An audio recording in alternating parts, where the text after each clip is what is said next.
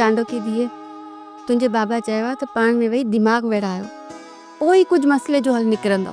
बाबा बिल्कुलु सही पियो चए ऐं मूं दिमाग़ विड़ाए हल कढी वरितो आहे। अलाए कहिड़ो हल कढियो अथई? अम्मी, असां हक़ ऐं सच जी ॻाल्हि कंदड़ दिलि जा साफ़ हुजण करे जज़्बाती हूंदा आहियूं, इन करे दिमाग़ बदिरां दिलि सां सोचियूं था। ही दुनिया लूमड़नि जी आहे। तव्हां ॾिठो न आहे त शींहं हर हंधि पिंजरनि में बंदि हूंदा आहिनि? मां सम्झमि न। मुंहिंजो मतिलबु आहे त दुनिया में बहादुरनि लाइ क़ैद ऐं बंदि जूं ऊंधाइयूं हूंदियूं आहिनि। चालाक ऐं हिरफती लूमड़ जंग जा बादशाह थी वेंदा आहिनि। तूं सही चवंदी हूंदी धीअ, मुंहिंजो दिमाग़ त अॼुकल्ह कम ई नथो करे। ख़ैर, तुंहिंजो बाबा तोखे सॾे पियो।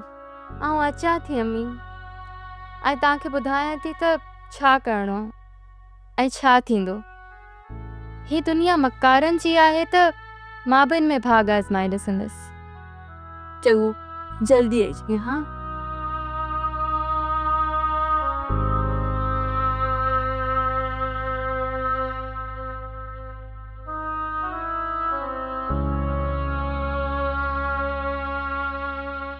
साईं, कहिड़ियुनि सोचनि में गुम आहियो? चांहि पीओ, ठरी वेंदी। मेरन सां हथे खाली माण्हू केॾो पुछड़ो थींदो आहे।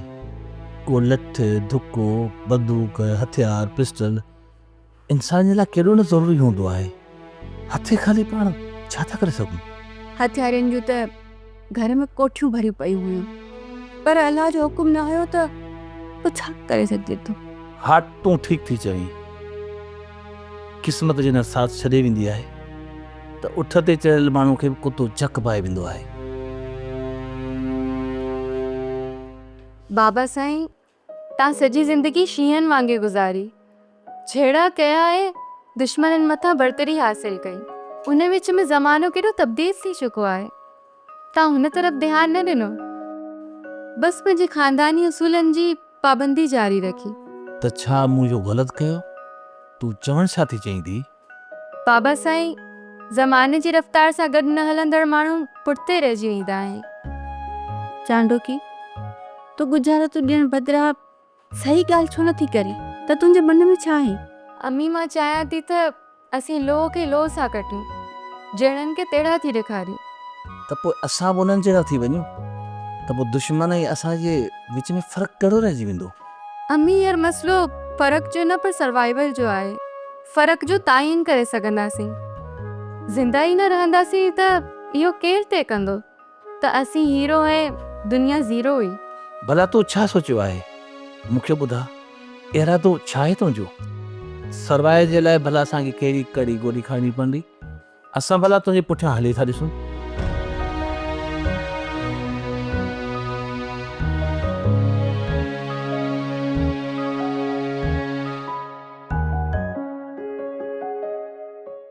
सोप सीरियल वेरन जी वस्ती तमाम एपिसोड्स ॾिसो HD क्वालिटीअ में। विजिट करियो असांजो YouTube channel Sindh TV HD drama.